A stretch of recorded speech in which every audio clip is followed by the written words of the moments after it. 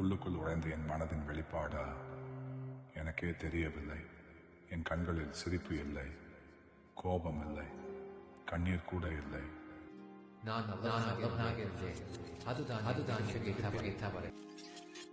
ஒரு காலம் என்னை சுற்றி நிறைய பேர் இருந்தார்கள். ப்ரோ, மச்சான், மாமா, நீ இல்லாம எதுவுமே இல்லை என்று சொன்ன வாய்கள். என்னிடம் பணம் இருந்த போது, நான் உதவி செய்த போது, நான் எதையும் எதிர்பார்க்காமல் கொடுத்த போது அவர்கள் எல்லாம் நண்பர்கள்.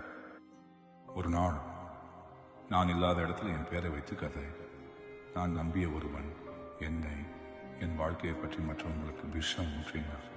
அவன் நல்லவன் இல்லடா, அவன் எல்லாமே நடிப்பு. அந்த வார்த்தைகள் எனக்கு பின்னால் குத்திய கத்திகளாகின. நான் நினைத்தேன், நண்பர்கள் இல்லைன்னா பரவாயில்லை, உறவுகள் இருக்காங்க.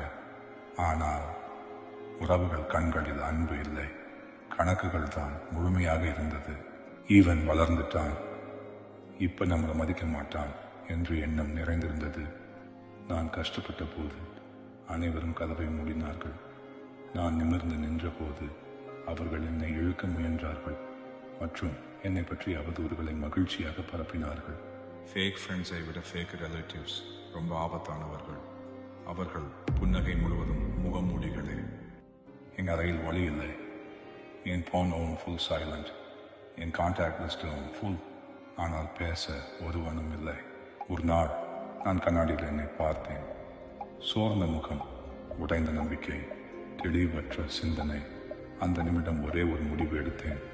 இனி யாருக்காகவும் இல்லை, என் அமைதிக்காக மட்டுமே என்று. நான் பதில் சொல்லுவதை நிறுத்தினேன், எக்ஸ்பிளைன் பண்ணுவதை விட்டேன், ப்ரூஃப் காட்டுவதை மறந்தேன்.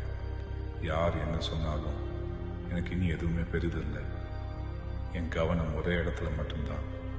என் குடும்பம், அம்மாவின் சிரிப்பு, அப்பாவின் அமைதி, வீட்டின் அமைதியான இரவுகள். இன்று நான் தனியாக இல்லை, ஆனால் என்னை சுற்றிய கூட்டமும் இல்லை. என் முகத்தில் பெரிய சிரிப்பு இல்லை, ஆனால் உள்ளுக்குள் முழு அமைதியோடு இருக்கிறேன். கடவுள் எல்லாம் பார்க்கிறார். நான் விளக்கம் கொடுக்க வேண்டியதில்லை. என் மனசு சுத்தமாக இருந்தால் போதும். சிலர் என் வாழ்க்கையிலிருந்து போனது இழப்பு இல்லை, அது எனக்கு கடவுள் கொடுத்த பாதுகாப்பு. லாஸ்ட் ஒன், துரோகம். நல்ல அனுபவம் அது.